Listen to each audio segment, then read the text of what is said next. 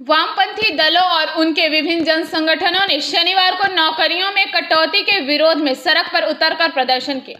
उन्होंने राज्य के 25,000 शिक्षकों और शिक्षाकर्मियों की नौकरी समाप्त किए जाने के राज्य सरकार के फैसले के खिलाफ आवाज बुलंद की। शनिवार दोपहर को वामपंथी छात्र संगठन, SFI युवा संगठन, DYFI अखिल भारतीय कृषक सभा और वामपंथी श्रमिक संगठनों के सदस्यों ने वामपंथी महिला संगठन के साथ मिलकर सियारसोल के राजबाड़ी चौराहे पर राष्ट्रीय राजमार्ग 60 को कुछ मिनटों के लिए अवरुद्ध कर दिया। इससे पहले प्रदर्शनकारियों ने रानीगंज के राजबाड़ी चौराहे पर एक रैली निकाली। उन्होंने राज्य सरकार और शिक्षा मंत्री से इन नौकरियों को रद्द करने की जिम्मेदारी लेने की मांग की। प्रदर्शनकारियों ने चिंता व्यक्त करते हुए कहा कि यदि स्कूल शिक्षक विहीन हो जाए तो इसका सबसे अधिक असर आम परिवारों के विद्यार्थियों पर पड़ेगा। उन्होंने मांग की कि पारदर्शी भर्ती प्रक्रिया के माध्यम से सभी योग शिक्षकों को तत्काल वापस लाया जाए।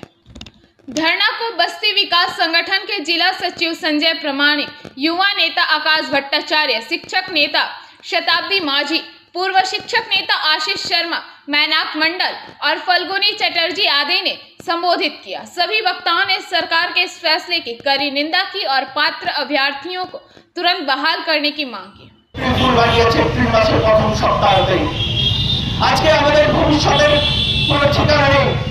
আজকে দেখলাম মমতা ব্যানার্জি নিজে পোস্ট করেছেন সোশ্যাল মিডিয়াতে যে থার্মাল পাওয়ারের যে উৎপাদন, সেই উৎপাদনে পশ্চিমবাংলার সারা ভারতবর্ষের মধ্যে সাগরদিঘি, ব্যান্ডেল এবং যে আমাদের কোলাঘাট যে থার্মাল পাওয়ার রয়েছে সেখানে আজকে দ্বিতীয়, তৃতীয় এবং নবম স্থানে এসেছে। এটাও তো বামপন্থী সরকারের তৈরি ছিল। আমাদের কথাই তো ছিল কৃষি আমাদের ভিত্তি শিল্প, আমাদের ভবিষ্যৎ। কিন্তু সেই ভবিষ্যতের যে পরিকল্পনা, সেই পরিকল্পনাকে মারিয়ে স্যান্ডউইচ খেয়ে 26 দিন ধরে অনশন করে মুখ্যমন্ত্রী আজকে বাংলার মসনদে এসে বসেছেন। আমি আমার যে ভাই বোন, যে ডিওএফআই পক্ষ থেকে আমি বলতে চাই আজকের বাংলার যুবদেরকে, যারা অনেকে এখন একটা ট্রেন্ড তৈরি করার চেষ্টা করছেন, আমি রাজনীতি পছন্দ করি না বা আমি রাজনীতির ধারে কাছে মারাই না, তাদের উদ্দেশ্যে আমার বলার কথা, প্লেটোর একটা খুব সুন্দর কথা আছে, যদি তুমি রাজনীতি থেকে দূরে সরে এসো তাহলে তোমার যে অধম যে ব্যক্তি তাকে রাজনীতিতে শাসন করার স্বীকৃতি দেওয়া। আজকের পরিণতিও সেই জায়গায় গিয়ে দাঁড়িয়েছে। সরকারি স্কুলে সাধারণত এই সময়কালের মধ্যে পড়ে মধ্যবিত্ত গরিব পরিবারের ছেলে মেয়েরা। সরকারি স্কুলে এখন যাদের বাবা মায়েদের প্রচুর পয়সা, তারা এখন সরকারি স্কুলে তাদের ছেলে মেয়েদেরকে পাঠায় না। আমি সব ক্ষেত্রে বলছি না, বেশিরভাগ ক্ষেত্রে বলছি। তাহলে সেই গরিব অংশের ছেলে মেয়েদের কি হবে? এখন আমাদের মাননীয় যিনি আছেন তিনি মরা কান্না কাঁদছেন, বলছেন আমাকে কিছুটা সময় দিতে পারত, খুব তাড়াহুড়ো করে দিল। সময় দেয়নি আপনাকে। হাইকোর্ট থেকে শুরু করে সুপ্রিম কোর্ট পর্যন্ত 1.5 বছর 2 বছর ধরে আপনাকে সময় দিয়েছে। বলা হয়েছিল যোগ্য অযোগ্য যারা যেতেন তালিকা এসএসসি প্রকাশ করে।